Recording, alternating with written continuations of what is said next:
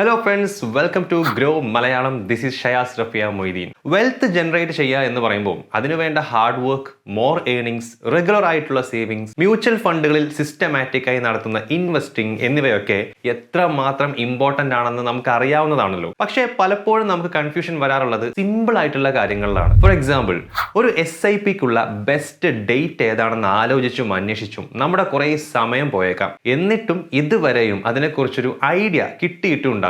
അപ്പോൾ നിങ്ങളുടെ SIP തുടങ്ങാൻ ബെസ്റ്റ് ഡേറ്റ് ഏതാണെന്ന് ഇപ്പോഴും ഉറപ്പിക്കാൻ പറ്റിയിട്ടില്ലെങ്കിൽ ഈ വീഡിയോ നിങ്ങൾക്കുള്ളതാണ്.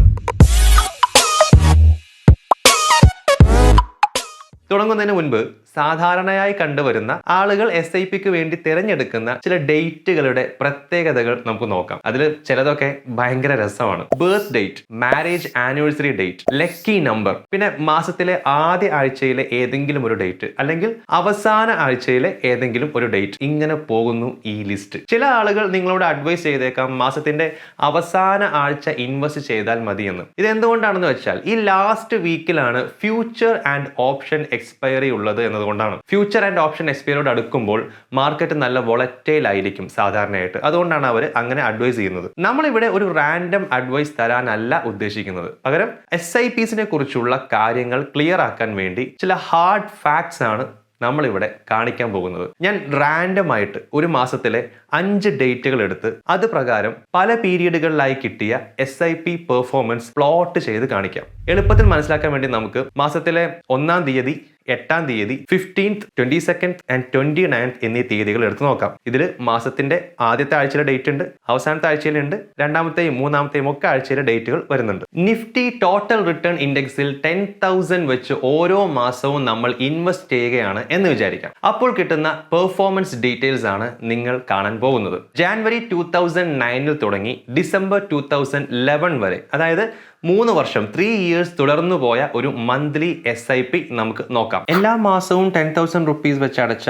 3 വർഷത്തെ ഒരു SIP എടുക്കുമ്പോൾ നമ്മുടെ SIP ഇൻവെസ്റ്റ്മെന്റ് കോസ്റ്റ് 3,60,000 ആയിരിക്കും. നമ്മുടെ സ്റ്റാർട്ടിംഗ് ഡേറ്റും ഈ ടേബിൾ നിങ്ങൾക്ക് കാണാൻ സാധിക്കും. നമ്മുടെ CAGR എത്രയാണ് കിട്ടുക എന്നുള്ളതും നമുക്ക് ഈ ടേബിളിൽ കാണാം. സോ എല്ലാ മാസവും 1-ാം തീയതി, ഫസ്റ്റ് ഓഫ് ദ മന്ത് നമ്മൾ ഇൻവെസ്റ്റ് ചെയ്യുകയാണെങ്കിൽ, സ്റ്റാർട്ടിംഗ് ഡേറ്റ് 2009 ജനുവരി ആണെങ്കിൽ അതിന്റെ CAGR എന്ന് പറയുന്നത് 4.06% ആണെന്ന് നമുക്കിവിടെ കാണാം. ഇനി എല്ലാ മാസവും 8-ാം തീയതി അടക്കുന്ന രീതിയിലാണ് നമ്മൾ SIP മുന്നോട്ട് കൊണ്ടുപോയതെങ്കിൽ, സ്റ്റാർട്ടിംഗ് ഫ്രം January 8th, 2009 നമ്മുടെ CAGR 4.29% ആയിരിക്കും. 15th 1.24% ആയിരിക്കും. 22nd ഓഫ് ദ മന്ത് ആണെങ്കിൽ, ജനുവരി 22nd സ്റ്റാർട്ട് ചെയ്തിരുന്നെങ്കിൽ 0.94% ആയിരിക്കും. 29th സ്റ്റാർട്ട് ചെയ്താൽ -0.89% ആയിരിക്കും. ഇത് നോക്കുമ്പോൾ നമുക്ക് തോന്നും ഏറ്റവും ബെസ്റ്റ് ഡേറ്റ് ജനുവരി 8th ആണെന്ന്. കാരണം 4.29 ആണ് ഇതിലെ ഏറ്റവും വലിയ CAGR. പക്ഷേ അത് തന്നെയാണോ ശരി എന്ന് നമുക്ക് വഴിയെ മനസ്സിലാക്കാം.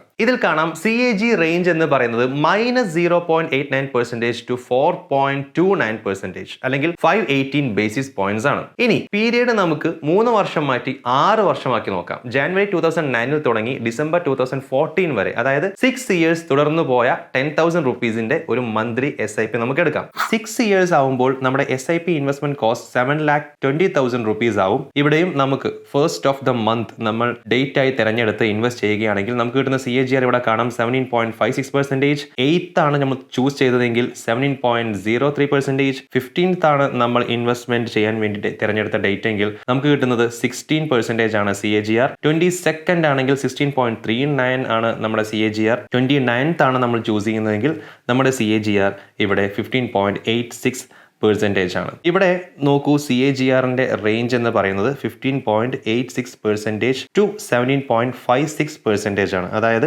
170 ബേസിസ് പോയിന്റ്. നേരത്തെ ഈ 170ക്ക് പകരം 3 years ആയിരുന്നപ്പോൾ നമുക്ക് കിട്ടിയിരുന്ന ബേസിസ് പോയിന്റ് എന്ന് പറയുന്നത് 518 ബേസിസ് പോയിന്റ്സ് ആയിരുന്നു. ഇപ്പോൾ അത് കുറഞ്ഞു നമ്മുടെ പീരീഡ് കൂടിയപ്പോൾ. അതാണ് നമ്മൾ ശ്രദ്ധിക്കേണ്ടത്. ഇനി ഇതിന്റെ പീരീഡ് നമുക്ക് 9 വർഷമാക്കാം. ജാനുവരി 2009 തന്നെ തുടങ്ങി ഡിസംബർ 2017 വരെ, അതായത് 9 yearsന്റെ 10,000 റുപ്പീസിന്റെ ഒരു മന്ത്ലി SIP എടുത്ത് നോക്കാൻ പോവാണ് നമ്മൾ. പീരിയഡ് 9 years ആകുമ്പോൾ നമ്മുടെ SIP ഇൻവെസ്റ്റ്മെന്റ് കോസ്റ്റ് 10,80,000 rupees ആയിരിക്കും. ഇവിടെയും സ്റ്റാർട്ടിംഗ് ഡേറ്റ് 2009 January 1 തുടങ്ങി എല്ലാ മാസവും 1-ാം തീയതി നമ്മൾ ഇൻവെസ്റ്റ് ചെയ്തിരുന്നുവെങ്കിൽ CAGR എന്ന് പറയുന്നത് 12.52% ആയിരിക്കും. 8th-നാണ് നമ്മൾ ഇൻവെസ്റ്റ് ചെയ്തതെങ്കിൽ 12.82%, 15th-നാകുമ്പോൾ 12.89%, 22nd-നാകുമ്പോൾ 13.19%, 29th-ന് 13.15%. ഇവിടെ ശ്രദ്ധിക്കണം, ഇവിടെ CAGR തമ്മിൽ വലിയ വ്യത്യാസം നമുക്ക് കാണാൻ സാധിക്കുന്നില്ല, ചെറിയ ഡിഫറൻസ് ആണുള്ളത്. ഇവിടെ CAGR റേഞ്ച് 12.52% to 13.19% അല്ലെങ്കിൽ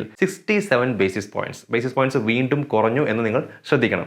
ഇനി ഈ പീരിയഡ് 12 വർഷമാക്കി നോക്കാം. ജനുവരി 2009 തുടങ്ങി ഡിസംബർ 2021 വരെ, അതായത് 12 years and 10 months-ന്റെ 10,000 rupees-ന്റെ ഒരു monthly SIP. 12 years and 10 months എന്ന പീരിയഡിലേക്ക് എത്തുമ്പോൾ നമ്മുടെ SIP ഇൻവെസ്റ്റ്മെന്റ് കോസ്റ്റ് 15,40,000 rupees ആയിരിക്കും. ഫസ്റ്റ് ഓഫ് ദ മന്ത് ആണ് നമ്മൾ ഇൻവെസ്റ്റ് ചെയ്തതെങ്കിൽ നമ്മുടെ CAGR 14.68%, 8th-നാകുമ്പോൾ 14.96%, 15th-നാകുമ്പോൾ 15.26%, 22nd-നാകുമ്പോൾ 15.08%, 29th-നാകുമ്പോൾ 14.66%. ഈ എക്സസൈസുകൾ മുഴുവൻ ശ്രദ്ധിച്ചാൽ ഒരു പ്രത്യേക ട്രെൻഡ് നമുക്ക് കാണാൻ സാധിക്കും. അതെന്താണെന്ന് നമുക്ക് നോക്കാം. നമ്മുടെ SIP-യുടെ പീരിയഡ് കുറവാണെങ്കിൽ അവിടെ SIP-യുടെ ഡേറ്റിന്റെ പ്രാധാന്യം, പ്രസക്തി വളരെ വലുത് തന്നെയാണ്. ഇതിൽ നോക്കിയാൽ കാണാൻ പറ്റും 3 years-ന് SIP ചെയ്യുമ്പോൾ ബെസ്റ്റ് ഡേറ്റിൽ നേടിയ CAGR-ഉം ഏറ്റവും മോശം ഡേറ്റിൽ നേടിയ CAGR-ഉം തമ്മിലുള്ള വ്യത്യാസം 518 basis points ആണ്, അല്ലെങ്കിൽ 5.18% ആണ്. അതേസമയം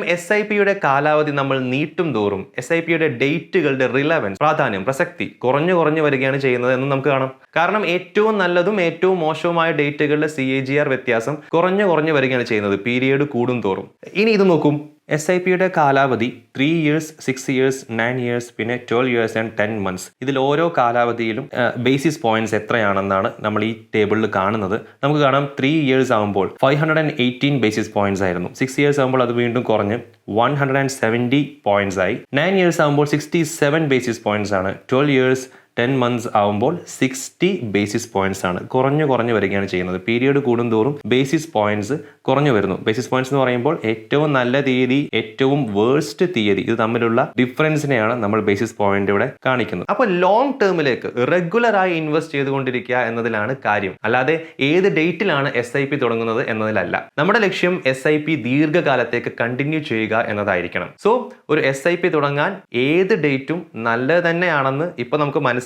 എന്നാലും ഒന്നുകൂടെ നിങ്ങൾ ചോദിക്കുകയാണെന്ന് വിചാരിക്കുക, ഏത് ഡേറ്റ് ആണ് എന്നാലും SIPക്ക് നല്ലതെന്ന് നിങ്ങൾ ചോദിക്കുകയാണെങ്കിൽ എനിക്ക് പറയാനുള്ളത്, എനിക്ക് കാണിച്ചു തരാനുള്ളത് ഇതാണ്. ബി ഡിസിപ്ലിൻഡ് എന്നാണ് ഈ പിക്ചർ നിങ്ങൾ കാണുന്നത്. സാമ്പത്തിക അച്ചടക്കമുള്ളവർ ആയിരിക്കുക എന്നർത്ഥം. വരവിൽ നിന്ന് ചെലവെല്ലാം കഴിഞ്ഞ് ബാക്കി വരുന്നത് സേവ് ചെയ്ത് വെക്കാം എന്നൊരു ചിന്തയാണ് പലർക്കും ഉള്ളത്. ഇത് നല്ലതല്ല. പകരം നമ്മുടെ സ്റ്റൈൽ ഇങ്ങനെ ആവണം. ഇൻകം വരുമ്പോൾ തന്നെ സേവിങ്സിനുള്ളത് മാറ്റിവെക്കുക, എന്നിട്ട് അത് ഇൻവെസ്റ്റ് ചെയ്യുക. ബാക്കിയുള്ളത് വെച്ച് നമ്മുടെ ചിലവുകൾ നിയന്ത്രിക്കുക. അങ്ങനെ നോക്കുമ്പോൾ SIPയിൽ ഇൻവെസ്റ്റ് ചെയ്യാൻ ഏറ്റവും നല്ല ഡേറ്റ് സാധാരണയായി ശമ്പളം വരുന്ന അല്ലെങ്കിൽ ഇൻകം വരുന്ന ഡേറ്റിനോട് അടുപ്പിച്ചുള്ള തീയതി തന്നെയാണ്. മിക്കവാറും അത് മാസത്തിന്റെ ആദ്യ ആഴ്ചയിൽ തന്നെ ആയിരിക്കും. അപ്പോൾ SIP റൂട്ടിലൂടെ ഒരു ലോങ് പീരിയഡിൽ, നമ്മുടെ ഇമ്പോർട്ടന്റ് കീവേഡ് അതാണ്, ലോങ് പീരീഡ്, റെഗുലറായി ഇൻവെസ്റ്റ് ചെയ്യുന്ന ഒരു ശീലം ഉണ്ടാക്കുന്നതാണ് വെൽത്ത് ജനറേറ്റ് ചെയ്യാനുള്ള യഥാർത്ഥ മാർഗം. അങ്ങനെയാകുമ്പോൾ date is just a number, don't worry too much about it. പിന്നെ നമ്മുടെ ഗ്രോക്ക് ഒരു ടെലഗ്രാം ചാനൽ ഉണ്ട്. അതിൽ latest market updates, interesting blogs, newses, personal ഫിനാൻസിനെ കുറിച്ചുള്ള കാര്യങ്ങൾ എല്ലാം ഉണ്ട്.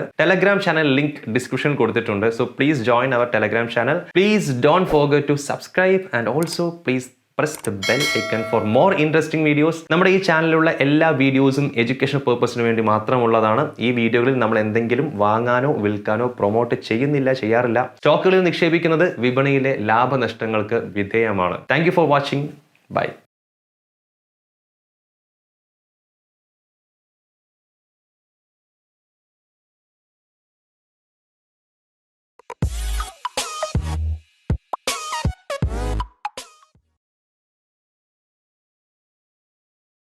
Investment in securities market are subject to market risks. Read all the related documents carefully before investing. Please read the risk disclosure documents carefully before investing in equity shares, derivatives, mutual fund, and or other instruments traded on the stock exchanges.